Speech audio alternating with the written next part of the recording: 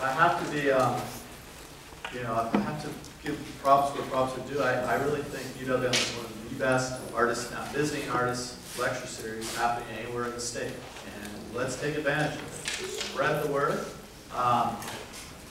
Tell people about it. You can always find out about Artists Now through the Peck School of the Arts website. Simply just go to the Peck School of the Arts website. You'll find a link that says Artists Now. And you'll see the list. You'll see the PDF of the flyer. We have one more talk next week, next Wednesday. But all during the spring semester, we have visiting artists. A fantastic roster. There's plans in the works for building the roster for next fall. So this is something you can count on. And the rumor is that art students will also be able to take this class as a 309 credit too. So that's not official, but it seems that for all the art students here, you could get take a 3-credit class to attend the lectures, and also those of you who aren't in my class right now probably don't realize that after the lecture we still meet for an hour, and we have readings and we study and talk about contemporary art. It's a fascinating class, open to anyone in the university, and it really creates a great mix.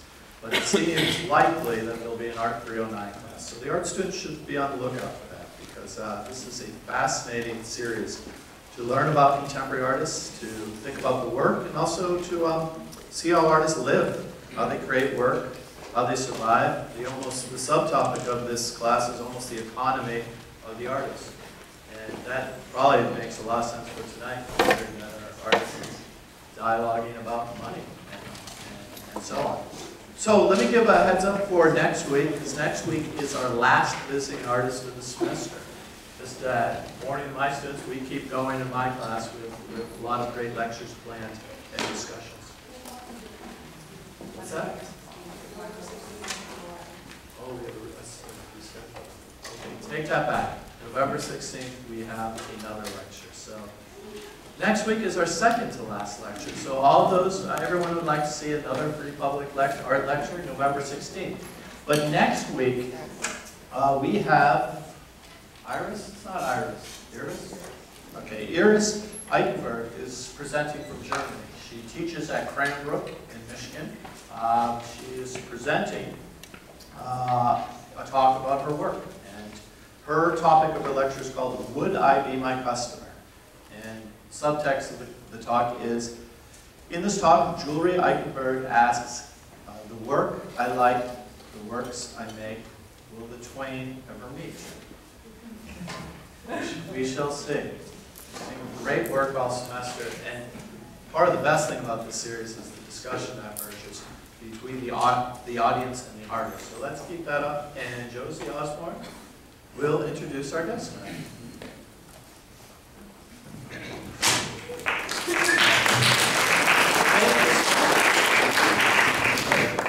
People, this is Josie Osborne. You know anything about the art scene, this is one of our superstars. Cut it out. Sorry. All right.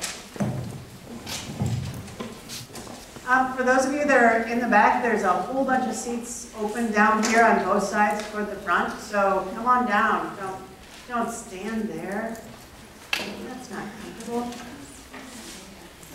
So I'm really excited to finally, Mark and I talked about him coming in over a year ago, and it's really exciting to finally have him here. And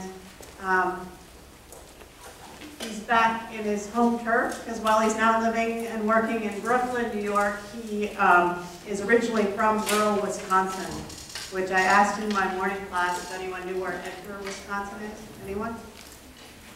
Still no one, Mark. Edgar, Wisconsin, near Wausau. A small place, yeah, it's a fictional place. And he was actually born, as he put it, at the tail end of 13 children. He studied printmaking and artist bookmaking with the infamous Walter Hamady at UW-Madison. And that's when we met. And by the time I met him, he was not long after he graduated, or maybe right about when you were graduating. He already had a Vanderbilt press in his kitchen with type drawers. set up and was working with the intensity of a highly seasoned professional. And a few years after graduating, moved to New York, to Brooklyn, simultaneously with a couple of other Madisonian friends, ex-Wisconsinites, where they co-founded Brooklyn Artists Alliance. And he's continued his active and prolific creative career in the fields of writing, collage, and bookmaking, and has published books under the names Birdbrain Press and Exing Books.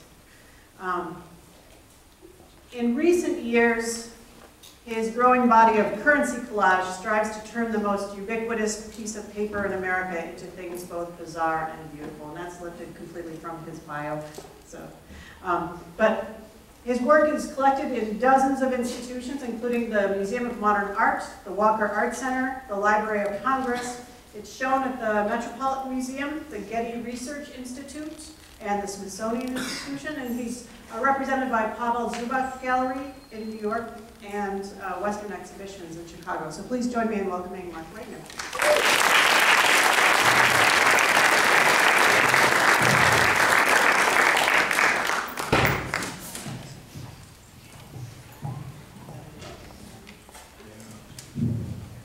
Here, can you hear me?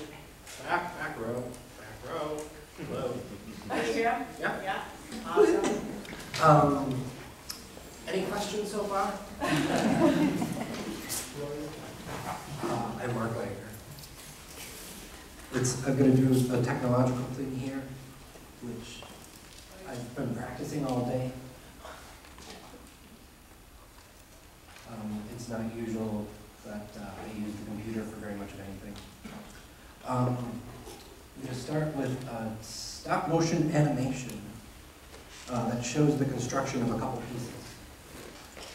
The running time on this is about 5 minutes, and I'm going to sit down here in this chair so I can look at them too.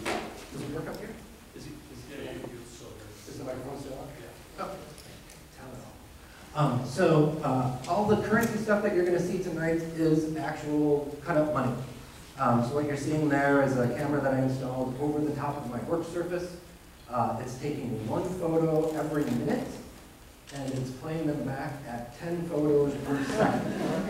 So to translate that, do a little bit of math there, that means that every second is about 6 minutes, and each of these collages has a screen time of 2 minutes approximately, so it's about 20 hours of work per collage. You can kind of see a little bit of my working process there. There's a glue caddy in the upper right there with my tools on it, also made out of a dollar bill. And one of the things that I like to do with the bill is kind of try to treat it like it's just paper, like it's just any old piece of paper. So like I use it for wrapping paper, and I take notes on them, and I use them to print on.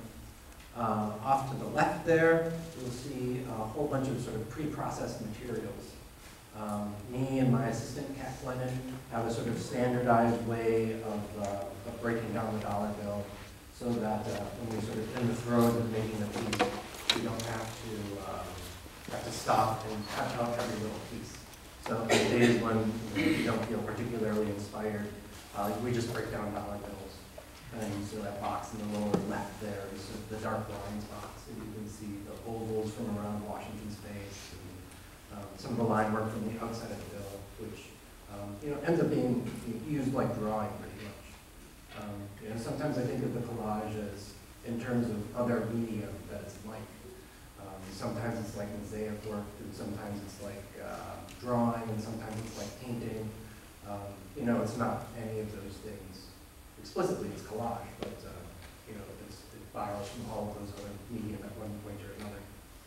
This is called American Neoclassic, from American Gothic, except it's got the classical arch instead. I made these videos as a test run to see how the animation would work before embarking on a year-long project that I'll show you some slides of at the end of the presentation. I just needed to do a screen test to see how long the image should linger on the screen, whether the camera was set up properly. And these were the mathematics that we went with.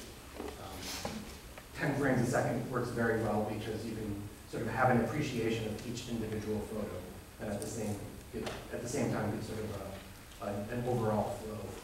So, you know, when it's lunchtime, occasionally you'll see like the bagel menu pop up on the animation. And it's, you know, pretty much runs from the beginning of the day to the end of the day. There's, you know, on the other animations that I've done, there's signs that pop up to sort of represent the in-between time of working. You know, there's administrative breaks and ping pong breaks and cigarette breaks. That's Cat Lennon. I don't paint my fingernails. She works on the collage too. She's sort of like a third and a fourth hand for me. She's been with me for about 5 or 6 years now. And, you know, I like that cat. My assistant is a better artist than most artists that I know. I like to give her credit whenever possible for that, because she not only helps me make more art, she helps me make better art. You know, it always pays to have friends and people around that'll just tell you that what you're making is boring, and Cat certainly does that. So this is going to wrap up. This piece is called Elective Surgery. Occasionally, you know, I do like to make my own images. You know, one thing about making the currency collage, one selection in making art is that I don't want to just make art, I want to make images. I want to make things that can be art, but can also have a secondary life in reproduction. But sometimes I don't want to generate the base image. Sometimes it's fun to just muck around with materials. And so this collage is called Elective Surgery, which is sort of like strikes at the heart of what collage is. You don't have to do it, but you want to do it. Now I will go to some normal slides again. Technology moving.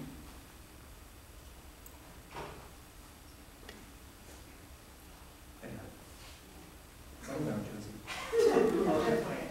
Yeah, thanks. I appreciate it.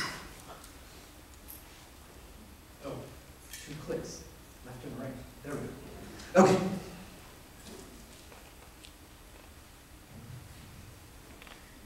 So, money is overlooked. This thing that we all have in our hands every day, people don't ever stop and see it really. A practice we like to do at the studio sometimes, and sometimes at cocktail parties of the artsy sort. It's fun to just have a group of people sit down and try to draw a dollar bill from memory. For something that's literally in your hands every day, I mean, do it, try it. You know, like I still try it. I know the bill really well, but it's interesting to see what you pick up and what you don't pick up. This is Joy's drawing from her first day of work at the studio. And yeah, that's about as much as you remember. It's a fun game. Take out a $1 bill sometime and look at it. Not a larger denomination, because those have suffered modernist redesigns. The one is still an example of Baroque beauty in a way not preserved in the redesigns of the larger denominations. It has 2 runs of intaglio printing and 2 runs of relief printing on sturdy linen paper stock. It's green on the back and it's black on the front, with black and green serial numbers printed in separate runs. It's covered with a wealth of leaves, tendrils, foliage, and filigree. Someone smart once said, it's the job of an artist to show us what's in front of us. In some of the currency collages, these things grow up, grow more complete. Leaves turn into plants and trees, framing into wrought iron, and our founding father into a complete man. A Little Bird Told Me, is the name of this one. Washington through a wrought iron Washington. There's a bunch of the pieces that have this sort of separation as a theme. Separation of haves and have-nots.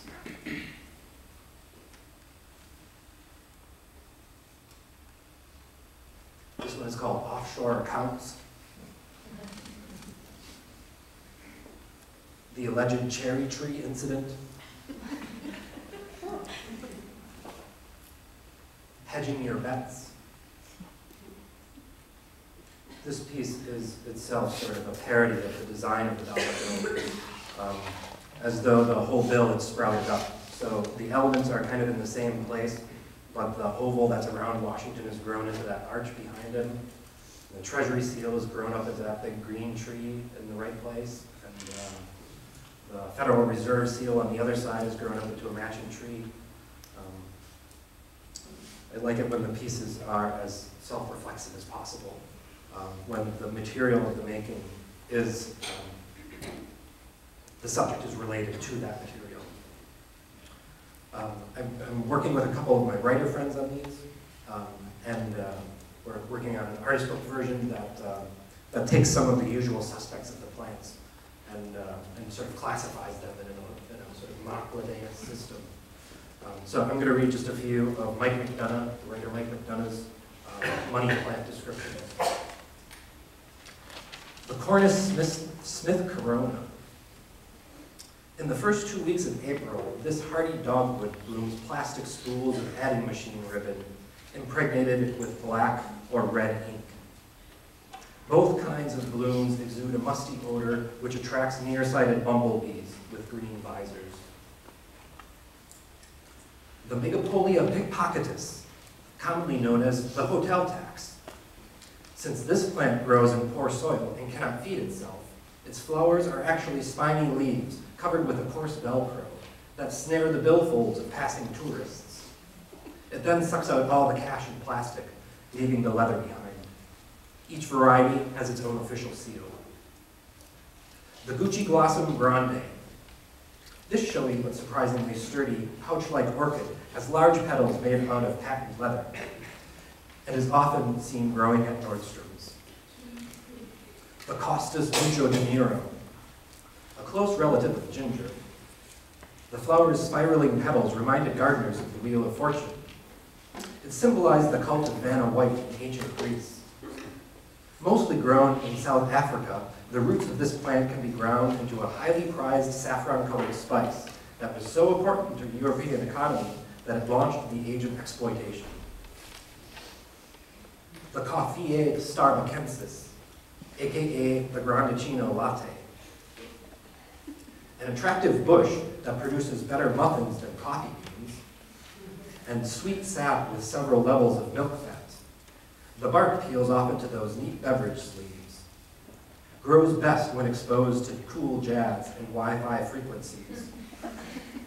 Repot in shredded ones every spring. Some varieties have grown resistant to ones and grow only now in finbacks. So there's a lot of this money stuff. And some people end up asking me if, I get asked a lot if the money work is the only thing that I do. But it's not. Cutting up the money isn't the only thing I do. It says in my notes here. I just said that. Predating it, I made a run for about a decade concentrating on artist books.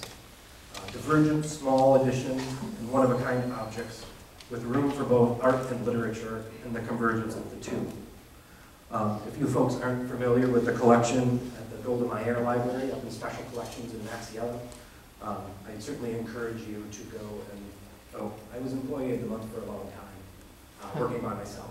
And then when Kat joined, I made her a very much nicer employee of the month. We kind of share the honor. Here's a one-of-a-kind book that I made years ago. Oh, Maxiella up in the Golda Meir Library Special Collections. They have a great collection up there, and it's fun to actually get your hands on these books. This is called Mincing Words. It's a cut-up dictionary with a little chamber in the middle so that pieces that slough off can still remain with the book. Here's some pre-money collages, which were more divergent in materials, but I could never finish things when I worked in different materials. And I would hoard away these little pieces of paper because I couldn't get more of them. You run across one antique, beautiful piece of ephemera from an era that's gone way by, and you don't want to use it ever because you're scared that you're never going to use it at the right time. So, even though the currency collage is kind of expensive, at least I can get lots of them. I'm never going to run out of the dollar bill. Here's a collaboration that I did recently, trying to sort of re-engage with some other materials. So I coerced my friend Joey Parlay into helping me learn to be messy again. This is called Heaven and Earth. Here's an artist book that I did with then Milwaukee poet Jen Menka. She wrote one poem for each preamble, or each word in the preamble to the Constitution. I really love the project, and it certainly sort of expressed an interest in Americana that continues in the currency work. There's 52 poems in all, 5 of them titled The. With the nice tabs on the side so you can know your place within the preamble. There's a line in that book that keeps on echoing in my brain and kind of relates to the currency work. I've got it on a quote over my work surface, and it says, "He took it apart, convinced that he could fix it." And sometimes I think of the currency work as being like that. Like, money just isn't done. We still need to treat it. More about the materials that relate to the subject matter. I did this book called Tag, about a man who finds a clothing tag sewn through the back of his neck. And it's all illustrated with tags, and bound in clothing tags. And the final image in the book is a jacket that I made out of clothing tags. The thing made out of the thing is sort of consistently interested me over the years. Anytime the material can be reflexive to the subject matter. The story, I like the story too. It's written kind of like a journal, and this guy is super worried about the tag in the back of his neck. He's worried that it has, why he hasn't noticed it before, and maybe he hasn't been bathing himself properly, and who can he trust to read it? He can't see it, but who can he trust to read it and tell him what it says? What if it contains embarrassing personal measurements? And then the bookwork comes back into it now and then. Certainly a lot of the skills with gluing books together relate directly to the currency collage. This is called Very Expensive Drafting Brush. With the shredded bills, it's quite usable. A nice cherry handle that my brother David made for me. There was an addition work, and packages up in something that looks like a book. And then its older brother, its bigger older brother, a very expensive push broom. Which I thought for a while it would be nice to take the push brooms and sweep them off lobby at MoMA. And then you would get the push broom and you would get the collection of dust from the sweep. But my gallerist talked me out of it. And they do look nice off to me. It's fun to run your hands through them. This is the equivalent, what ended up being the equivalent of a sort of artist book bestseller, Spoke in My Dreams. It's text that I wrote, dreamed actually.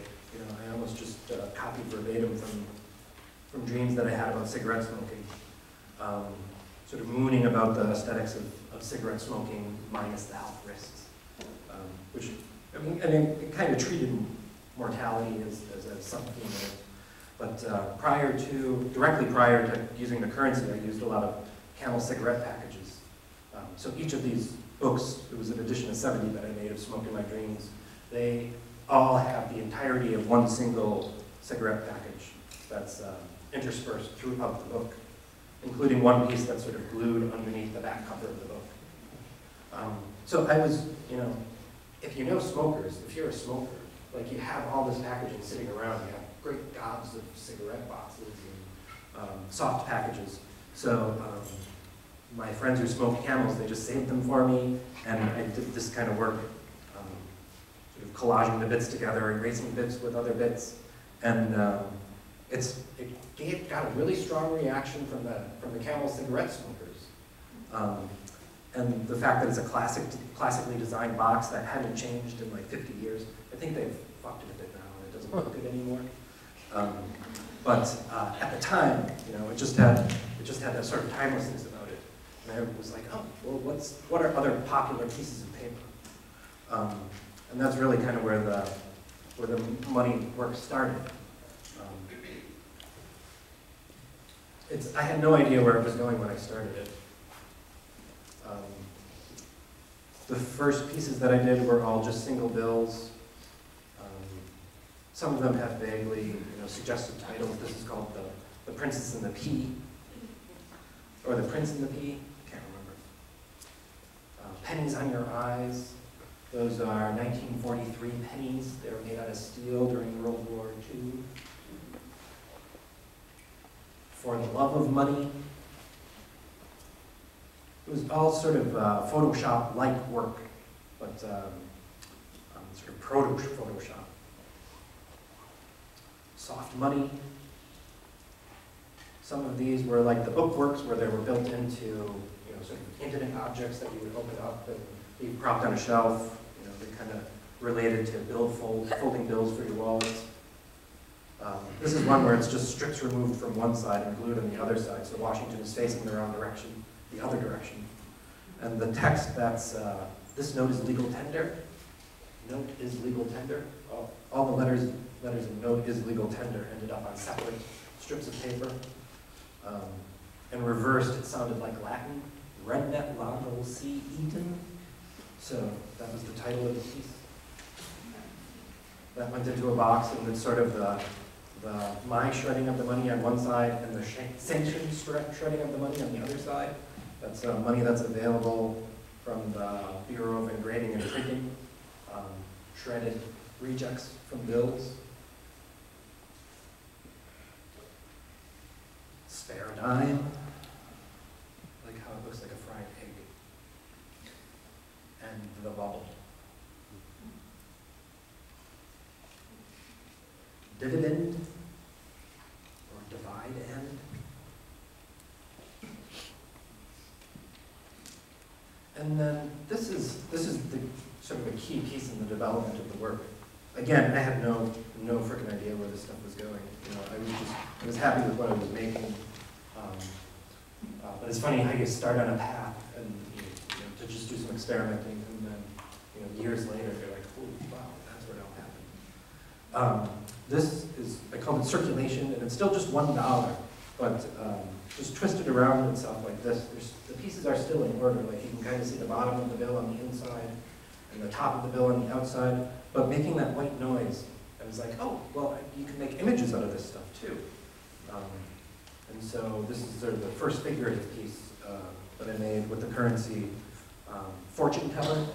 It's really just backs of bills on the outside, fronts of bills on the inside. And then from that, I canceled my Christmas vacation so I could start making the portrait. This is a longtime friend, collaborator, brother in blue, Christopher Wilde, who I knew in Madison. He helped me and Marshall and some other folks found the Bookman Artist Alliance in New York. Lived with him and shared a studio. And Christopher and I developed similar bodies of work at the opposite ends of the same studio, with Christopher collaging foreign currency on his side of the studio. He's like world traveled and he speaks a couple languages, so it made sense. And then I was on the other side of the studio, and I never left the United States. Because if I ever have any extra money, I just pay the rent with it, or rather than splurging. So Christopher's was the first portrait that I made. I gave him nose hair there. You can really have it. And there's a little touch of ear hair in his ear too. And then that was a self-portrait from back when I had hair and wore black lipstick. And then basically, just started to, I wanted to do people that I loved, people that I admired. I wanted to take this thing that was a symbol of public value and make it a symbol of personal value. This is Walter Hamady, who taught Madison, sent dozens of people off into lifelong bookmaking habits, taught me printing and got me jazzed about making artist books. He saved me from being a disenchanted painter.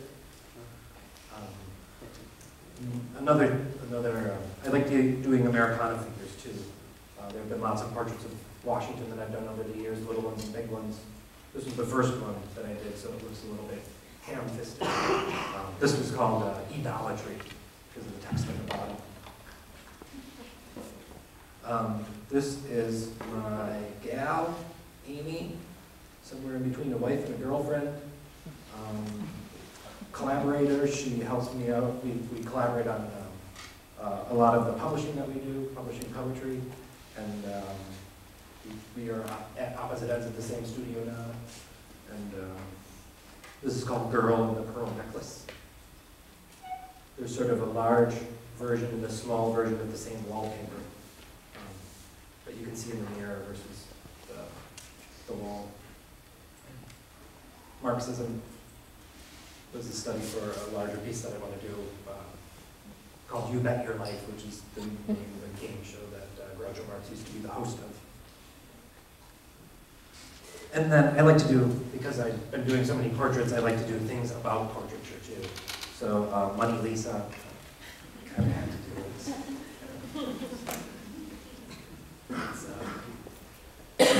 I'm not always above the one-liner.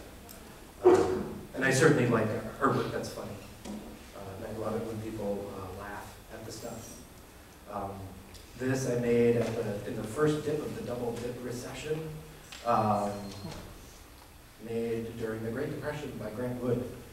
I call my redo version Took for Granted. And the weather vane is my addition to the piece, which I think runs out the 3 spikes on the top and the 3 spikes in the pitchfork. And Ben Framer is my favorite of the founding fathers, because he did a lot of things that the other guys, didn't have the cojones to do, like oppose slavery, vocally. And I really admired him as a scientist and a printer and sort of a diplomat. And he's the cutest of them. He's got a real gel face that's so fun to do with bending the money around. And that portrait of him by an engraver called, whose last name is Hibshin, is really the best of those large-scale redesign portraits. Like it's a lovely piece of artwork, and you can own it for just $100.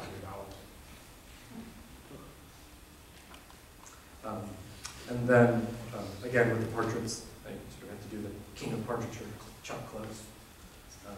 I've met on a couple of occasions and never remembers me.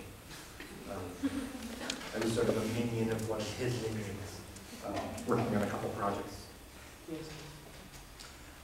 And then people related to finance who, I don't necessarily like. But this is Ben Bernanke, what does he do? He does. Time Magazine hired me 2 years ago to do his portrait for their Man of the Year cover, and then they rejected it. And then 2 weeks later, my dealer sold it to the Smithsonian, so I guess getting paid twice for it is fine.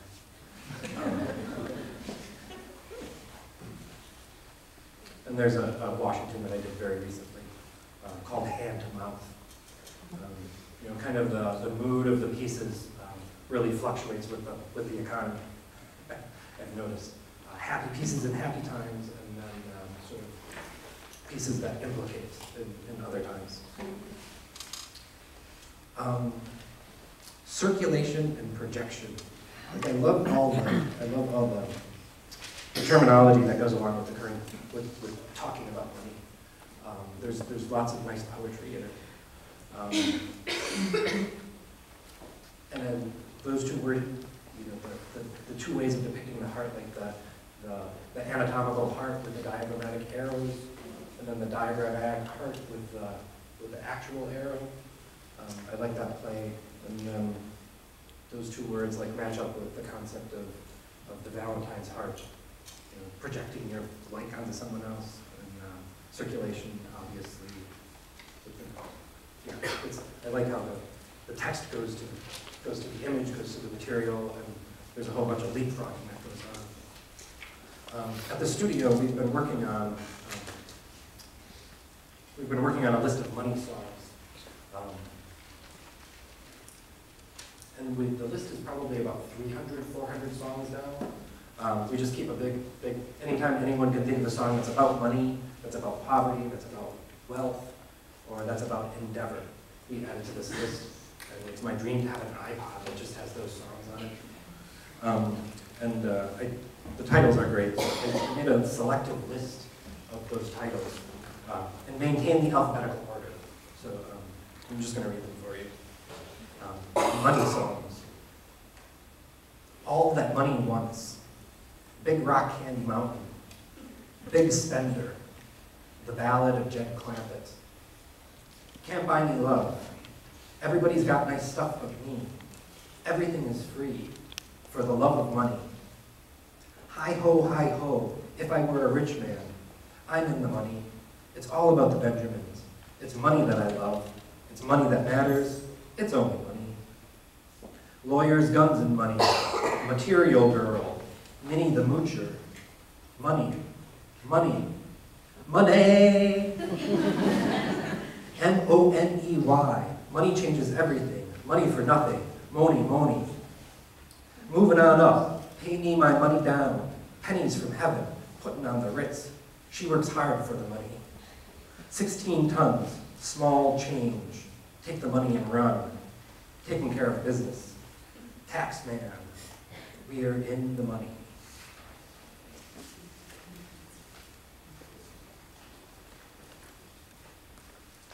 I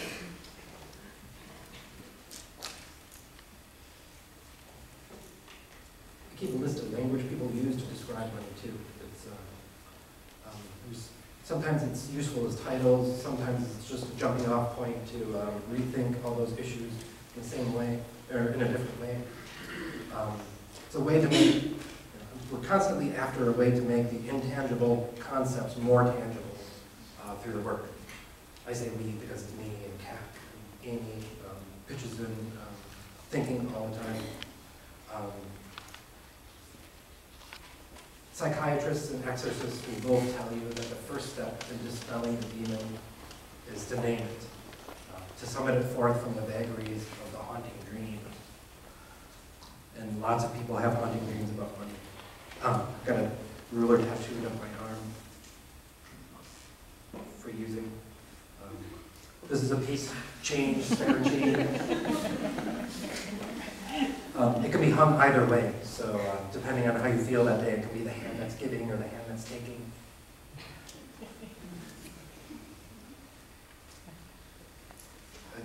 Red-handed. I'm sorry. There are some phrases that they're just like little two-word poems, like petty cash, that's like a triple entendre.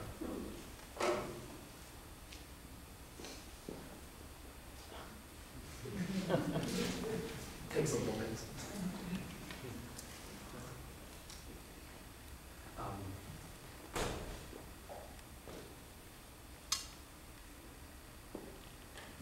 This is a quote from a poem that I had the pleasure of publishing in this book, More Depictions of Noise, More Perfect Depictions of Noise. I had my hand over the word perfect there. By Justin Taylor, who edits a literary journal that Amy and I put out called The Agriculture Reader. This poem of his, this is the last line in the poem, but I'm going to read you the whole thing because it's good. I mean, really good. There's lots of good stuff, but I'm just leaving out. It's called Let's Get Tired of Cannibalism. Everyone knows the salesmen are what's killing us. Don't answer the door. Listen, every hard angle is padded with dollar signs. You can tell the real thing by its reaction on exposure to the all-consuming flame. I wish to be unleashed upon the land in a swarm. I am the memory of a night there was especially bad weather, and the trains faltered, and the people lost heart. But people, take heart now. That long night is past. The trains are back on schedule. Listen, the salesmen are molding. Their new shapes are impossible.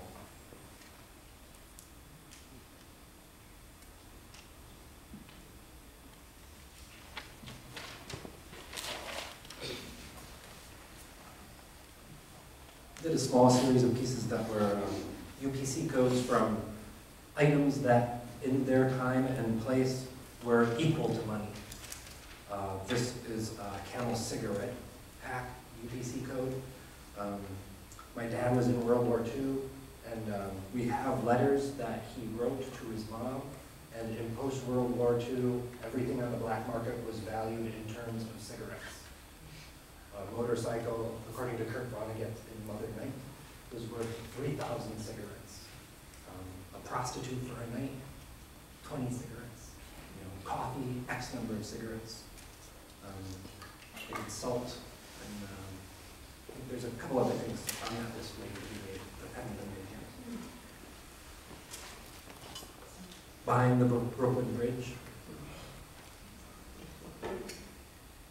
Forbidden Fruit is a study for Garden of Eden scene. It's a heroically scaled collage that I would like to do some year. But depicting Adam and Eve in the first act of biblical theory. Nest egg.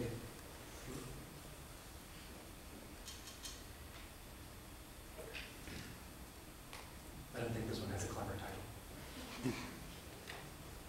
Sometimes I take suggestions. If any of you have a better title than any of these, I reward them.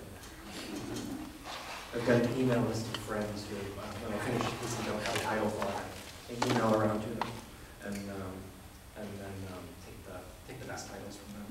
It pays to have really smart friends. It makes you seem a lot smarter. I made these two panels in different years. The one on the left and the right I made first. There's a lot of textures that reoccur in these pieces, and they themselves are nice. So I wanted something where they were kind of left to be rather than trying to like shoehorn into a purpose in an image. So the right panel is called Statistics Show.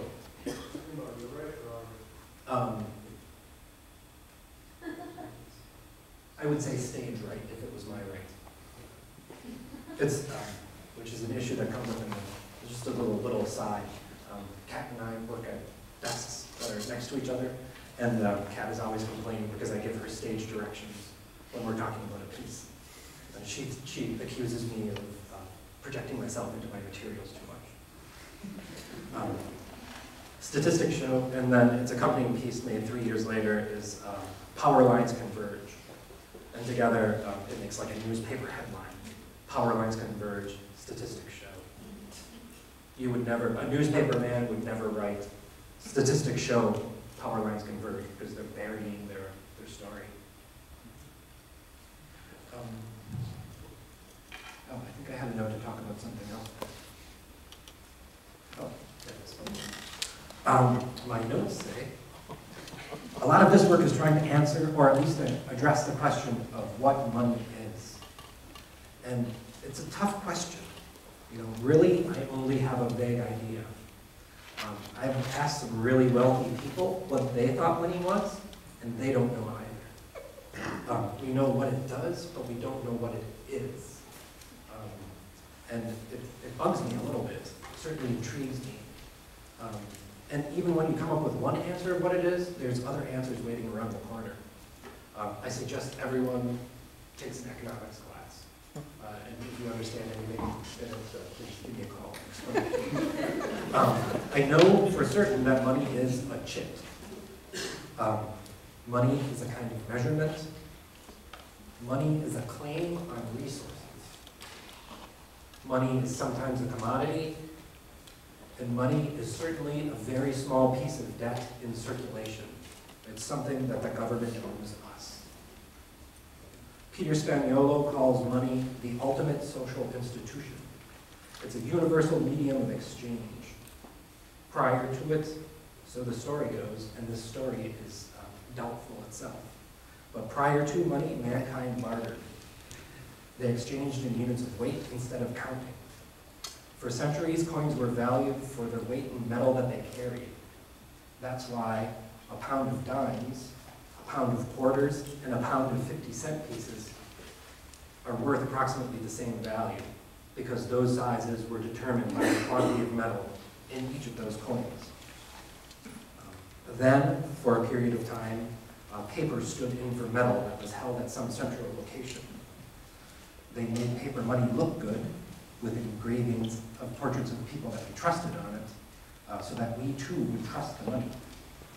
It also helped discourage counterfeiting, but it also works as sort of a flyer advertising, in the case of the dollar bill, advertising the United States, and the idea of the United States. From this, money turned into paper that stood for no amount of metal anywhere, paper backed by nothing, floating currency. The only thing that makes money worth anything is our faith in the state that produces it. The best description might be that money has become merely a myth in which we all believe. And now we're entering a phase where we don't even have the paper anymore. And money more and more becomes just intangible blitz represented by a small piece of plastic with a magnetic strip. It struck me that a lot of this discussion of money was very similar to mythological creatures.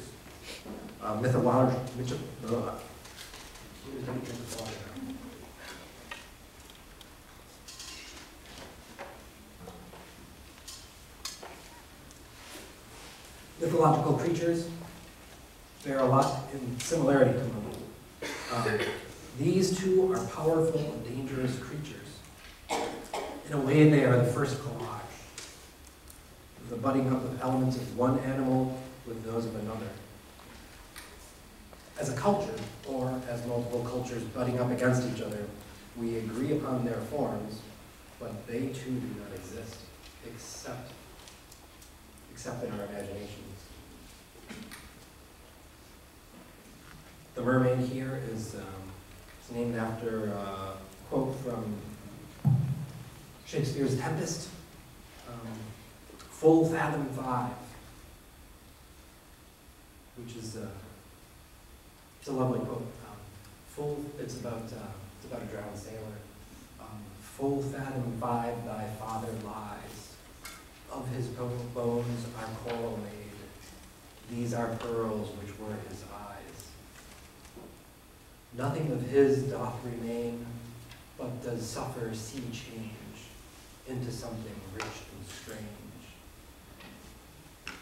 And the boat is up on top there, and the bill is sort of my tribute to Kurt Cobain, and the ground sailor is underneath the mermaid's fin there. I really wish I could have kept this piece for myself, but I based the face after my assistant's face, Kat, and I thought it wasn't going to look like her, but it looked like her. It was just a little bit too creepy to keep around. And then, like the mythical creatures not existing, a whole bunch of this work is like it kind of stops existing when you get too close to it. This is a detail from that Chuck Close portrait, and sort of a lot of this stuff on a small scale, what looks real or depictive from a distance, sort of degrades into this sort of psychedelic tangle of lines when you get too close to it. So even the execution, sort of, I like to think, corresponds to the material. This is called cutting corners. Isn't that illegal, people ask? I have a whole bunch of different answers to that question. It's asked so many times that I would get bored if I just kept on getting the same answer. My favorite answer is yes, it is illegal. Please don't tell anyone that I'm doing it. Probably the best answer, though, is to not answer the question, but throw it back at the person asking it. Why should it be illegal? This is just ink on paper. It's the taboo. It's the fact that everyone asks that question that makes that question interesting. Most collage starts with some act of destruction. You cut up books or posters or photos. You smash something or chop or saw something or slice it. And before you get around to gluing anything back together, you have to break something. Is it because we have some ingrained behavioral reverence for this thing, money, that we need to build a taboo around its destruction? a taboo as pointless as laws against dancing or serving salsa on Sundays. It could be that we are taught to fear this thing. We call it the almighty dollar, the way we are taught to fear the IRS, so that we pay our taxes. But really, the IRS is quite nice. You call them up on the phone, and they're always very helpful and polite. You should all try this, because it's really fun to do. After you've looked at the dollar to see all those little images in it that you normally overlook, see all the little leaves and the hollyhocks, take the dollar bill and crumple it up into a tiny ball, because it's still worth $1 when you do that. Crumple it up into a tiny ball and smash it down so it's as small as it can go, because the act is a little bit liberating. It's a lot liberating. It's titillating. You feel like you've done something wrong. It makes you feel naughty, but the kind of naughty that's good. It's liberating because you're taking this intangible thing that people worry about, and they argue over, and they fight over, and they go to war for, and you can send it flying across the room with a flick of your index finger.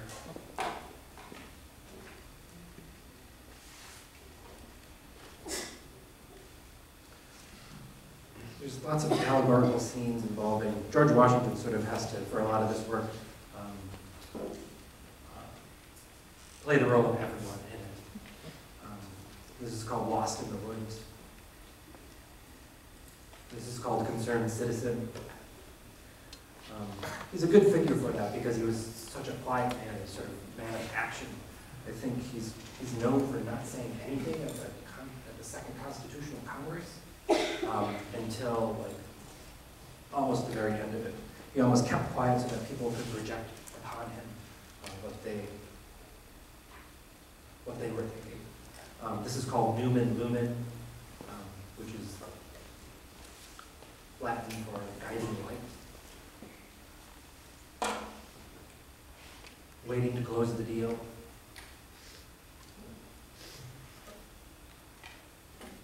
I still can't remember the name of this piece. Stage fright. The audience. I think I can say the audience. Reputation precedes you. Blank piracy. There's something despicable about money. There's something despicable about money that makes me happy to cut it out.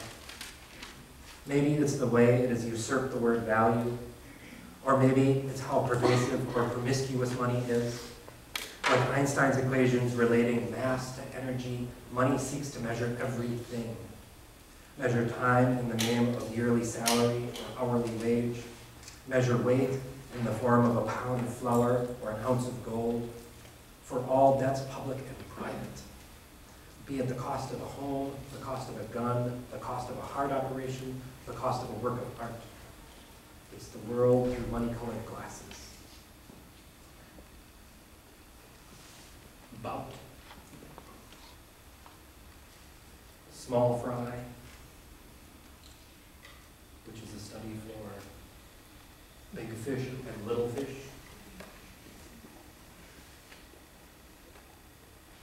Tangled web.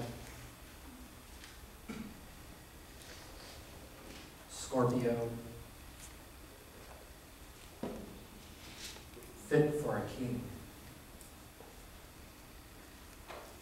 Under the big top.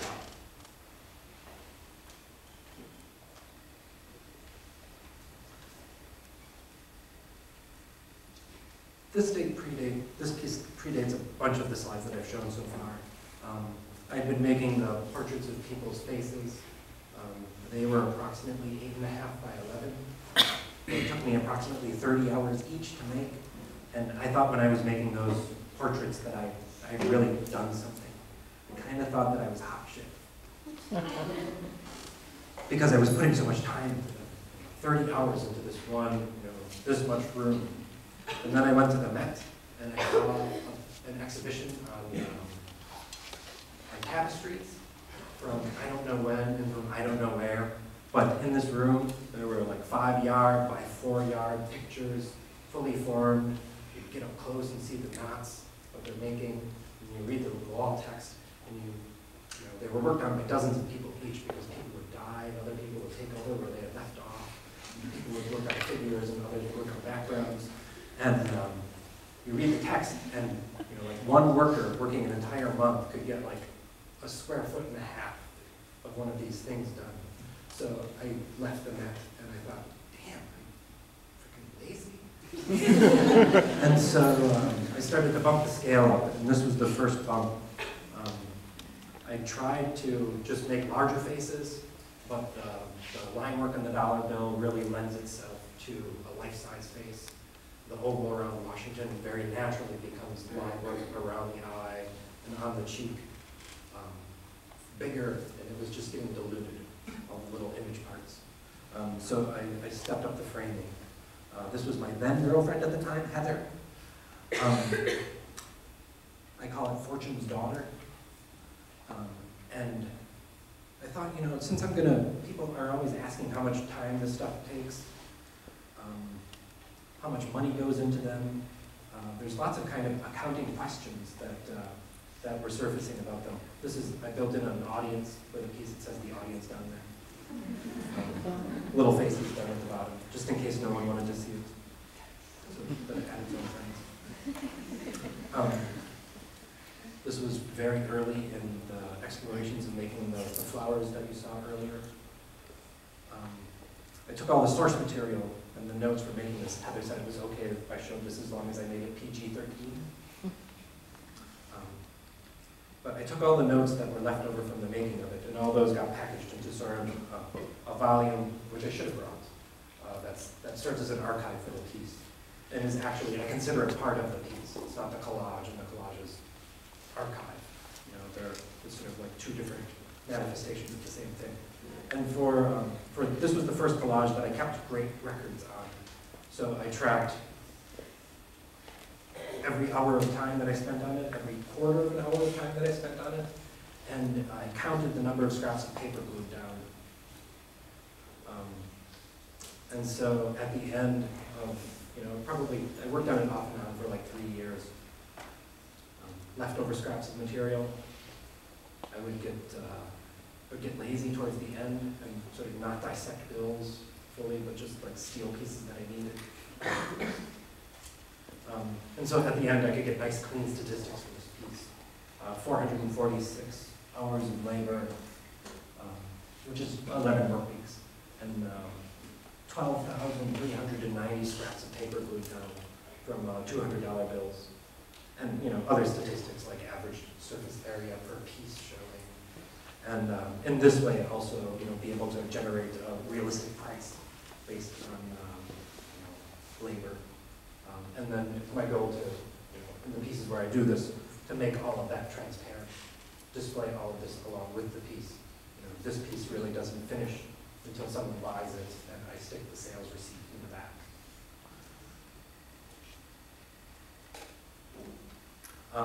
And then, as a rule that I developed after, you know, a couple of years after doing that, you know, like I thought that individual portraits were the finished thing. You know, I shouldn't really think that this was the finished thing either.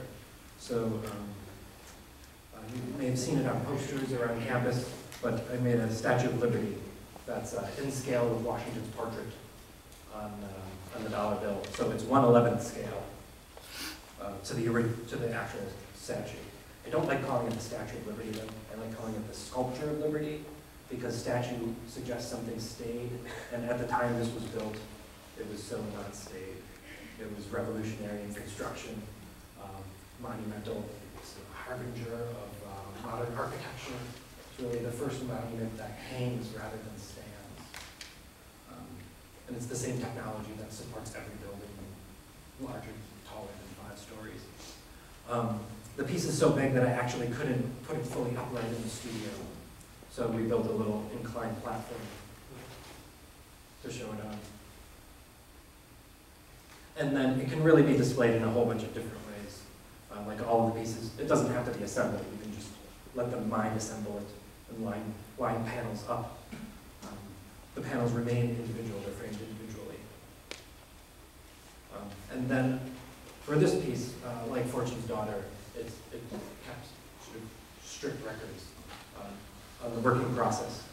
Each panel is labeled, each of the little sort of legends of the panels where it says 11, 12, and 13 there. It records the number of scraps of paper glued onto each of those panels individually. And then all of the periphery materials, it was too much to put in a book this time, but I built basically a steamer trunk, somewhere between a steamer trunk and like a musician's flight case. So it's kind of like a little bit more rock and roll than anything. And the animations that you saw at the beginning were really tests for the animation for Liberty. And so the television screen there plays in a continuous loop. It's an hour and 20-minute long process video of the entirety of the collage.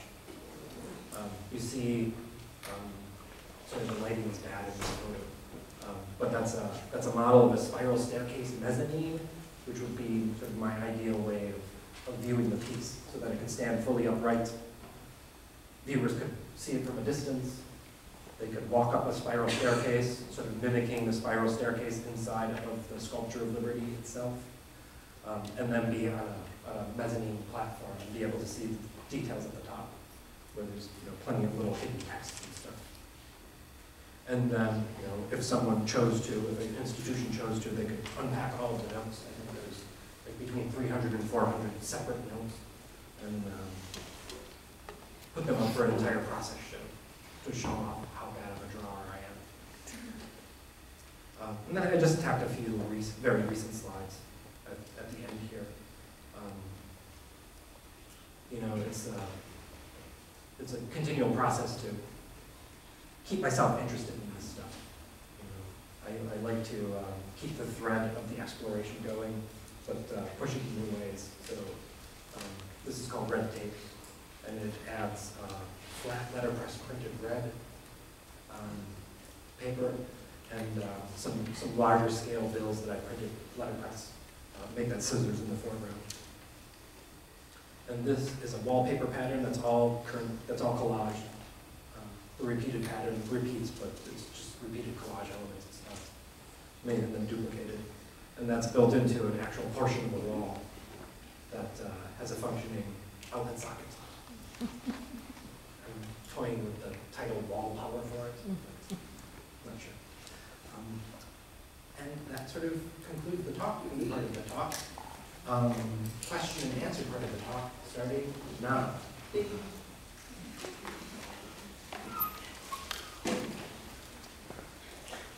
I was just wondering, sometimes in a lot of bills it has that where's your spend or whatever on it. Have you ever seen that?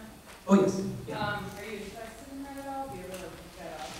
I looked at that site maybe a year and a half ago, and I like it. But I looked at the dollar bill that had the most sort of sightings recorded, and there weren't very many, so I haven't looked back. But I keep a couple of those bills. I have a collection of worn out bills and bills with writing on them, and things that I don't use for the collage, but I just add them to my numismatic curiosities collection. You in the back? Do you ever use it bills, like the ones with colors in them, to add to your pieces? No, I don't. They're more expensive because it's the 5 and the 10 and the 20. But also, I do like the color, but I don't like the design. They don't have any of the images that I like to use, like the floral stuff. I prefer the images on the $1. I think I might do some stuff with the $5 bill though, because I like those big purple numbers. And, I was thinking about a Lincoln log house with Lincoln. Those portraits aren't so great either. Really take them out and look at them sometime. I'm really disappointed in the other portraits, the big portraits. They're all kind of airbrushy looking, and they make the presidents look like movie stars. I think Lincoln looks a little bit like Kevin Costner now.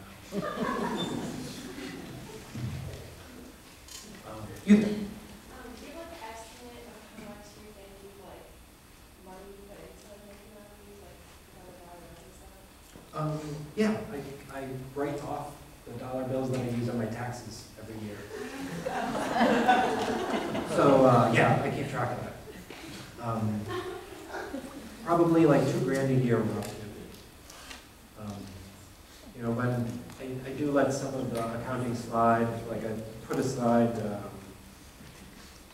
crispy bills that I get in change at the deli. But when we're running low, I just have Pat call around to the banks in our neighborhood and ask them if they have new, fresh $1 bills straight from the Federal Reserve. And we go and buy like 500 or 1,000 of them. Now, you said that that one portrait of your ex-girlfriend, you said that was, like, that was just an image of her. Did it look like relatively similar, like the other one that you said it looked too much like the one girl? Is that why your girlfriend didn't want it when you were done? The image of Heather in Fortune's Daughter looks exactly like Heather. It's funny because people come by and or it'll be hanging in a show, and Amy will be there, and they'll think that they should be embarrassed by seeing Amy nude, and Amy's like, Mark didn't do a bad job representing me. It's someone else. It's another girlfriend. I don't like it hanging in the house, but I don't mind that you did it. What sort of tools and adhesives do you use? Tools, I use an X-Acto knife, but I've been meaning to redesign the knife because I really don't like the way that it handles. I use the scissors to a lesser extent. I use some cutting dies on my letterpress to do some of the shredding effects. And I use PVA and methyl cellulose as adhesives to greater and lesser extent mix the two. Sometimes one by themselves and sometimes different proportions of the two mixed together. It's they're bookbinding materials. You know, I just use the glue that I had sitting around for making books out of. What kind of surface are you putting these in design? I work on all of the pieces that are bigger than this, and bigger than that. Pieces up to about that size, I work on museum board because it's a cheap material, like 2-ply museum board. It's easy to cut down. It's got a nice smooth surface. It's kind of durable. It's archival. And then the panel pieces, anything bigger than that, it would start to buckle too much with just the thin museum board. So I work on panels that I make. I cut down plywood and prime it with some paint to seal in the acids, and then face that with museum board or some other thick paper, and then collage onto that. It's a nice surface, and it keeps it all super smooth. And I can peel up sections after they've been glued down if I change my mind. If you get a nice thick paper underneath, then you can sort of wholesale, like pick up a background and move it over a half inch, or put it in a binder and use it another day if you want to replace it entirely. There's very little waste in any of these. I often like sort of found that you mentioned this, but where are you getting the money? Is this all your own money? Are you getting endowments from any like sort of organization? And I noticed on your website that some pieces say donate $1. So are you getting like a lot of money donated to you by viewers? Or? No, I put that on my website, you know, like half a year ago, and no one's ever donated a single dollar to me. Which I'm disappointed in. It's, no. So I remain unendowed and proud. I participate in the art market. Okay. I have a gallery that does a thrifty business selling these things for a lot of money. And I finance it. What did Justin say in his poem? Here, I'm going to find the quote.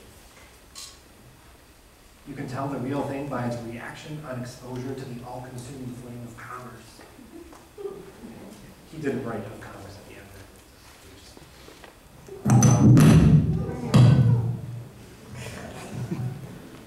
end. Sorry, I was just borrowing the sentiment. I believe in the marketplace as a testing ground.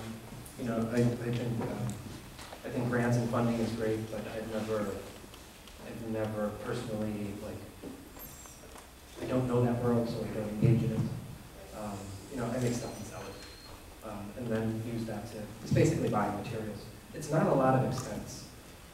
Like if you compare it to how much, I mean, like if you're an oil painter and you go into an art supply store and you buy a tube of cadmium red, I don't even know what that costs. It costs a lot of money. You know, like oil painters, I can guarantee for the surface area that they're covering, they're spending a lot more money than I am on cutting up them. You know, there's everything that's used. It's like, you know, the Native Americans processing buffalo. Or pigs, everything but the white, like every little like white space, from 40, you know, from every 4 or 5 years I get a jar of scraps that I deem as unusable, but I mean, they even could use those scraps someday. There's very little overlap on any of this stuff. You know, most of it is just a single layer of paper. You know, if you get an opportunity to see them in person sometime, you can see where the overlaps occur. But for the most part, any of these pieces, you could think of like laying down a single layer of dollars over the top of the piece, and then just throw a couple more on to account for overlap. You know, a 2 foot by 2 foot piece is maybe $40 worth of material. Sometimes it's deceiving because, you know, there'll be pieces that have 300 Washington heads, but it's not like that piece costs $300. If you think of it in terms of acreage, the rest of those bills, you know, are going into other pieces. I have 2 questions. The first one is, why did the Time magazine end up rejecting the piece that you did? Just didn't like it? Who knows? Like, you don't get to know stuff like that. Men with beards go into a room and scratch them, and then they come out with a decision having been made. And you hear from someone who hears from someone who hears from them what the decision is. Gotcha. My second question is, what has been the most number of pieces you've gotten from out of one bill? The most number of pieces? Yeah, like. I think it's tough to tell. I mean, when I shred the bills, I Right. just like. Oh, you shred them all the same? I Or shred like, them into vertical strips. There's a bunch of different ways Oh. that we have of processing them. Like one of the early slides, I remember. the like the second or third slide was a dissection diagram. And that's how you do all of the bills? No, not all of them. There's another dissection diagram for the back of the bill. There's variations on them. We've got a binder about this bill that has sort of instructions for how to repeat things we've done in the past. You know, those little tackle boxes that you could see in the animation, little tackle boxes. Yep. We have 30 of those, so it's breaking down the bill into different ways. You know, sometimes you want one little skinny line, sometimes you want 2 little skinny lines. Sometimes you want the little drop shadow from the text on the top that says United States of America. Sometimes you want the full word. Sometimes you want the little line on top of the word. It's, yeah, so it's tough to say. When they're shredded, I just send them to the press and basically shred them vertically. I think it breaks each bill into 109 pieces, 109 little shreds. So I guess that might be an answer. Do you use tweezers to pick up these tiny pieces? Not the tiny pieces. I use tweezers to pick up larger pieces. Like when I glue, sometimes with the pieces, we'll pre-glue sections of them onto thinner paper. And then I use the tweezers when I'm doing the big glue up like that, so I don't get glue all over my fingers.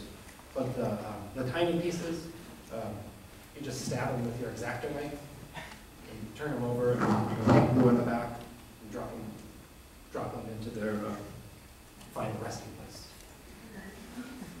Or sometimes you lay the, if it's a medium-sized piece, you lay it on a piece of waste paper, paint glue over the back, hit the glue brush on the part that you didn't hit yet, and then the piece picks up onto your glue brush when you lay it down. Yeah.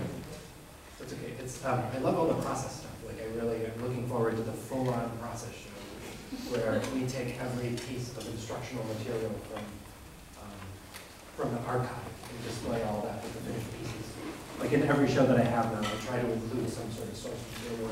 I try to show a little bit of what's behind the curtain. I think of it, I love those magicians, Penn and Teller, who, you know those guys? You know, their routines, they'll show you, ostensibly show you how they're gonna do the trick, and then they'll do the trick anyway, and you'll still be like, what did they do? So I aspire to that. Yes? What are your thoughts on the cash for gold services that were popular in the last 10 years? Cash for gold services. You know, like they have commercials, and they're like, send in your gold, we'll give you cash. It seems like a theme that you may have come across in being, obsessed with money. It's not obsessed with money. Well, no, I know, but you've had a lot of interesting things to say about money. You have these different lists. Yeah, I don't mind cash for gold. That seems like a fair You know, the people. But there's been an explosion of it. The horrible people are the payday loan people. Those people are fucking vultures. They should be taken down hard by the law because there's reasons why usury is like condemning the Bible and a bunch of other religions, and that's just man being unkind to man. So like, I can't suggest anything at the mic now, but I can give you a couple suggestions what to do after the lecture.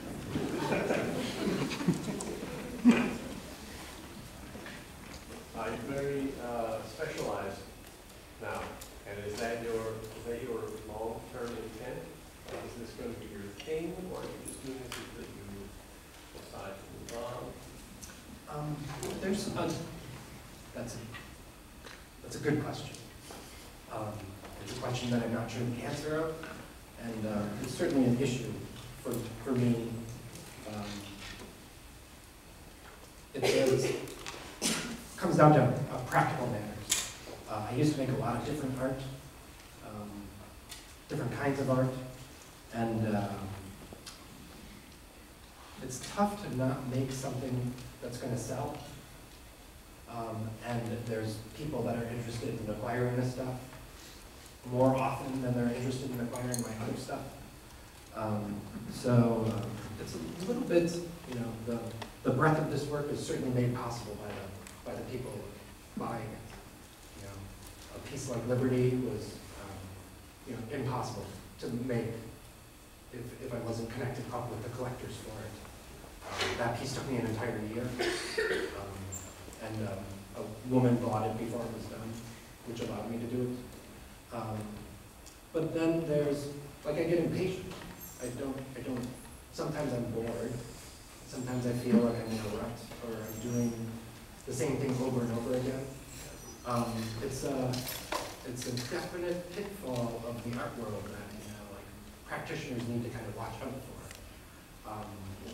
You develop people who are familiar with your work, and you don't like to not lose your audience by turning the corner too fast. At the same time, you need to balance that out with your own personal, urge to do other things. So, it's a constant question for me. I don't have a good answer to it right now. Talk to me in 5 years and I'll give you an update. I kind of try to stay on theme. I kind of stick to the material. But every show I want to show something that's got some new stuff. So the introduction of the red printing. I've been doing a lot of letterpress work and printing work on the bills that'll get tiled together to form larger images. A little bit less collage and a little bit more other materials going into it. The collaboration slide that I showed with my friend Joey Parley. One wants to mix it up.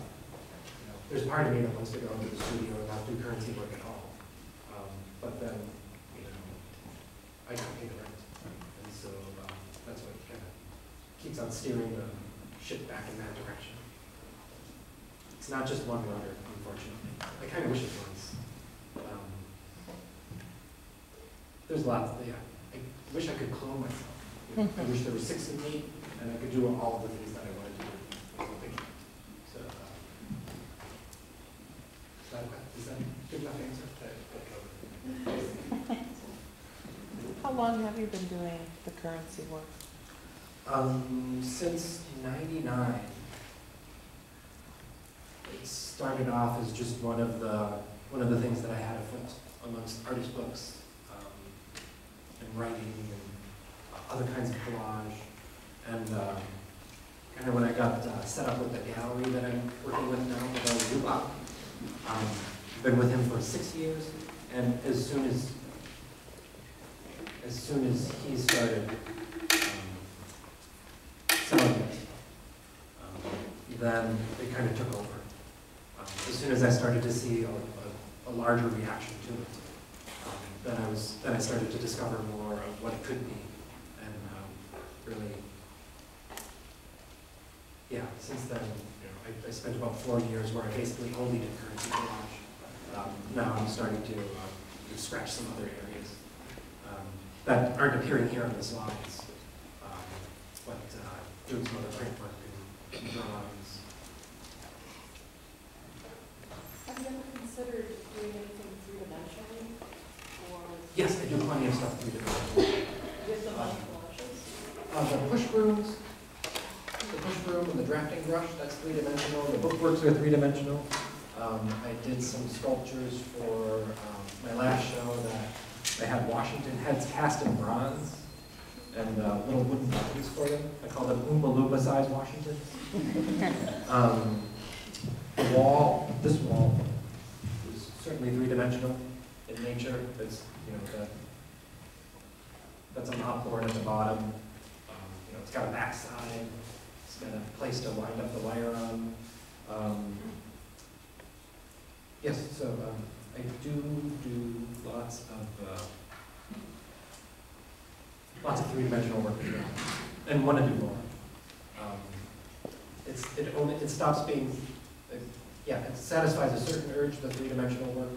I do like images of things because they can go very well into reproduction, and I do like that the two-dimensional work translates directly into print. You don't have to trust a photographer to take a slide of it. You don't have to, I know that you specialize in using the dollar bills. Have you ever thought about experimenting with currencies from other nationalities, maybe smaller denominations, just because of the variations in colors and all that? my friend Christopher Wilde does his collages out of very foreign currencies. And I kind of leave him to do that. We collaborate on some pieces every once in a while, and it's fun because you can really see where he leaves off and I take up because, mine are U.S. currency and his is global currency. It makes sense because of our personalities. I'm kind of a homebody. I've never left the United States. America's my country, so I feel like I can poke fun of it. And I know this material and I know some of its history, and so I can feed those into themes. I don't know so much about other countries. I don't have ready access to their currencies. I've got a large collection of foreign currencies. I love them. I love them. I get jealous of color. I get jealous of Christopher's work. I'm getting to choose, besides something besides gray and green. Until I get out of the country, I don't feel that I can do it responsibly. Yeah, I was just wondering, prior to your work being acquired by prestigious institutions, or even after for that matter, if you've ever had any close calls with the kind of the gray area in terms of legality, or even an individual who is staunchly opposed to what you're doing? No, I kept on, for years, I was braced, waiting for someone to be offended, and be like, so many people have so little money, and here you go destroying it. But, I never met that person. Almost everyone who sees this stuff is like, right on, they get vicarious pleasure through its destruction. The it's not a gray area, it's, technically, it's technically illegal. I guess it is a gray area. Technically illegal, but then we supposedly have First Amendment rights that would wash away the grayness.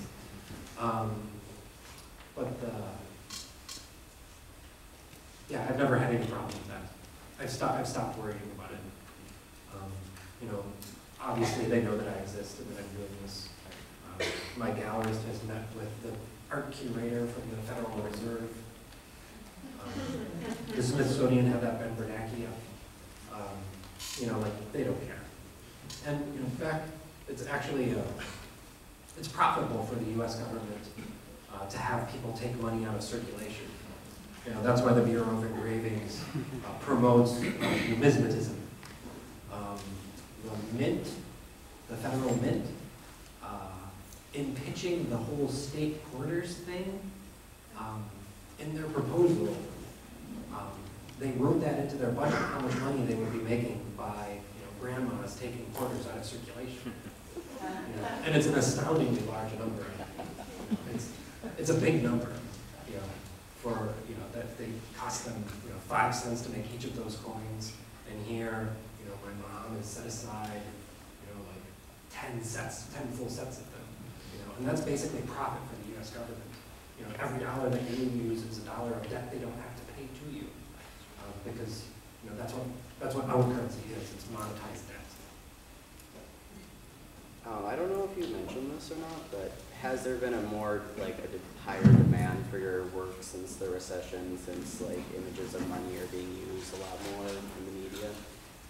Have you seen an increase? No, I haven't. I would like to see it increase. I was hoping for one. I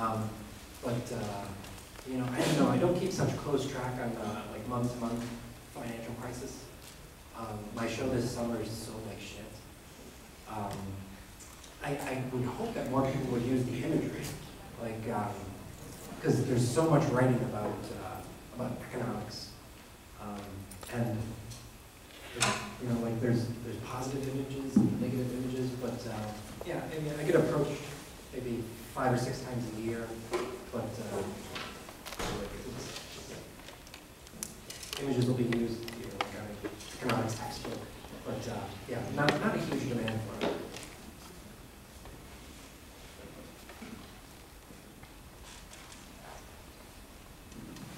Do you have pieces that target certain people? Target certain people? Which means when you're saying people care so much about money, but you just cut in pieces like it's nothing for you. Do you target, rich people? Do you target poor people? Do you have any messages in your pieces? No, yes.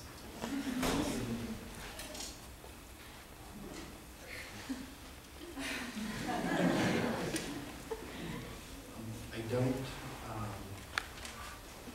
I like my work to. For example, I like the smoking dream because that can reflect the people smoking a lot. But again, when the broom thing, the broom money also, I like it. It means you're spending a lot of money, but it really doesn't really matter because some people love a lot of money, some people doesn't like it. But the messages, do you have any messages that, I can go home and it's like, yes? No.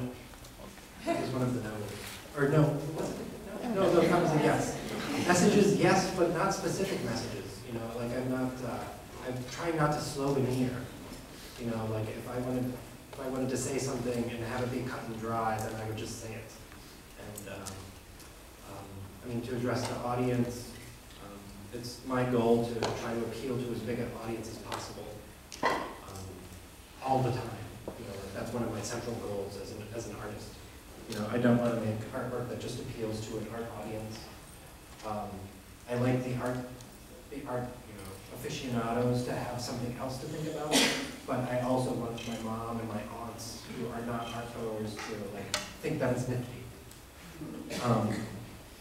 I'm not targeting the rich or the poor. I would hope that they would both take something different out of it.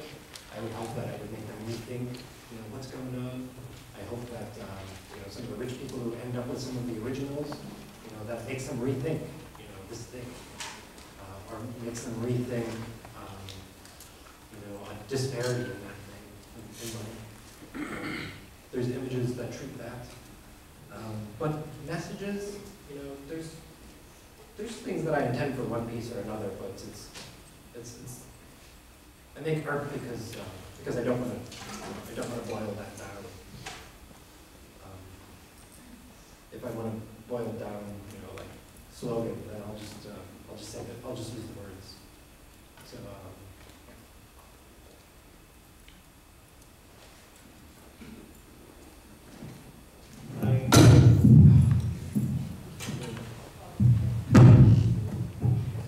Sorry. You told us how much you roughly use on a project with regards to the monetary value. And a lot of times we talk about artists, you know, surviving all of their work. If this was something that you could do without, I guess, any monetary gain, would you still do it?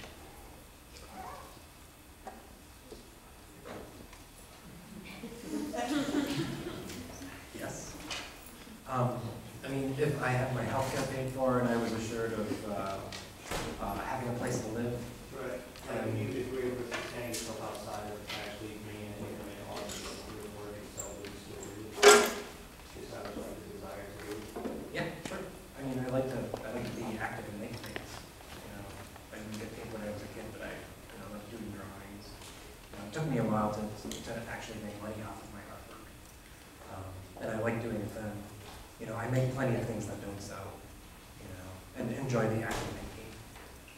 So yeah, I would do it.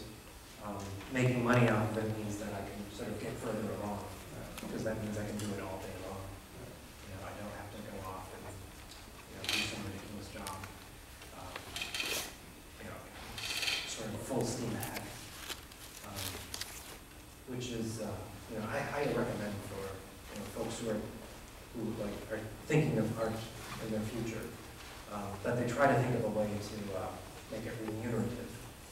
You know, getting a paycheck for things that you make, you know, really, like, it's a great feeling.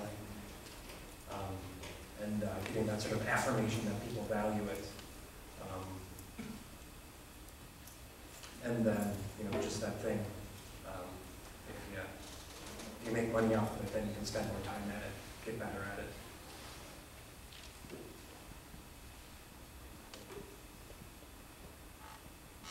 So along the lines of that, how did you start getting your work like in galleries and stuff? Did you like pick certain ones that you really wanted to work there?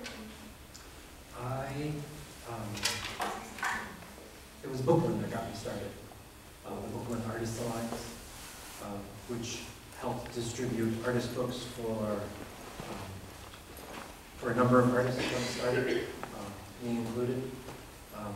And it was a way Brooklyn bridged the gap between people who are making artist books and institutions mainly that were interested in collecting artist books. So Brooklyn sales representatives would gather up people's recent artist books and take them around in the car, or, fly to California and visit institutions. So that was sort of my first exposure to the art market. And it was a very user-friendly, like artist-friendly exposure. The artist book world is like a small, warm, friendly version of the art world. And it's gotten a lot of artists into a lot of institutions, sort of through the back door, through the library door, through the print collection door. So that was my first exposure to art commerce. And it was really just sort of luck that had me end up with a gallery through a friend of a friend who had heard of my work. I stopped by the gallery. I told Janelle what it looked like. I brought him in some images on another visit, and then he called me later that day and said that he had some buyers he thought for those images that I showed him. Could I please drop off the actual pieces? There's different paths, and certainly not a aficionado about the sort of ways and means of galleries. A lot of that stuff happens through personal collection or connections. The gallery Western exhibitions that I show with in Chicago, Scott Spade, who runs it, is an old college friend of mine. A bunch of people in this room, might become artists. A couple others will become teachers and faculty, like Josie, who I also went to school with, invited me here to speak, and those connections will, those people will become your connections in the future.